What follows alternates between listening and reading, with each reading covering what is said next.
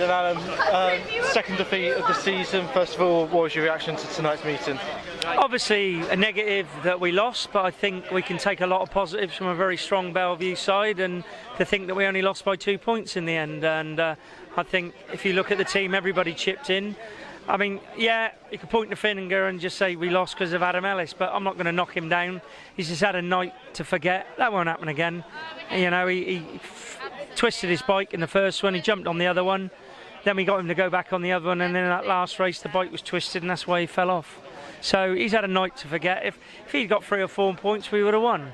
You know, you could clearly see that, you know, everybody checked in. Zach had a good night. You know, Bradley got stuck in. You know, everybody. David had a fantastic night. So I think the negative, yes, we lost, but the positives that I can see, there's a bit of light at the end of the tunnel. You mentioned Adam there. How important is it now for you guys to put an arm around him and make sure that he feels welcome and wanted for the next season? Of course, you know, none of the boys will be putting any dirt on him or not, and I certainly won't. I've just had a nice long chat with him and just really told him, you know, let's go home, get your bike straightened, let's come back big and strong at Rye House on Saturday.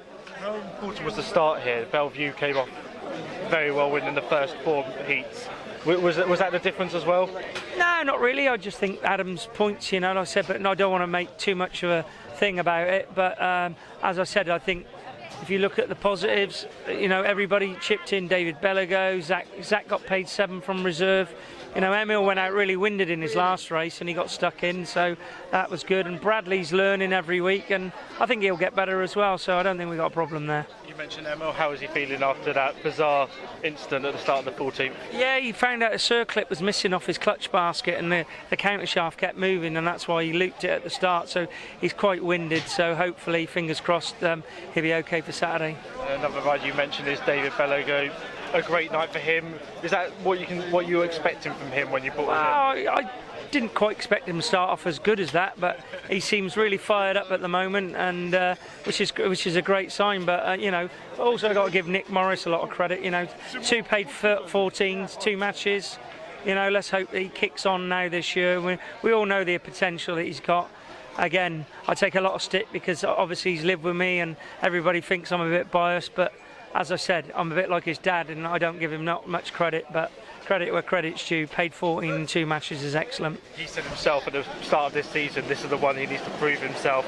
He's got off to no better start. He's got no better way than getting 14. Can't get no better than that. You know, away 14 and home 14, so you can't argue with that. So hopefully, you know, he'll kick on this year, and I know he's determined to make sure he has a good year this year. How do you guys respond to this now, going into Rye House away in a knockout cup? It's going to be a tough one, but it'll be a learning. Not many people have ridden there for many years because obviously they've been in Premier League, but we got riders that have ridden in the Premier League there, so you know, I don't think they're unbeatable. I think we've got to go there with the same attitude. Like I said, the negatives outweigh the positives, don't outweigh the positives outweigh. I think it's a loss, yes, that's a negative. The rest, I could just see everybody got stuck in, and I like to think the supporters can see the potential in the team tonight, and like to think they'll give us another chance. So I know what the Swindon fans are like.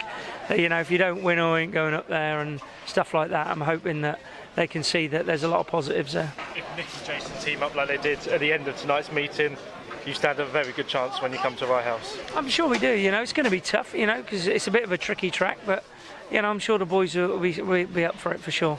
Knockout Cup, a new thing on the calendar. How do you feel about that? It's not new for me. I've won it a few times in my career actually, but yeah, no, it's. I'm glad it's back. It's quite nice to see it back. You know, give everybody something to go for. Cheers.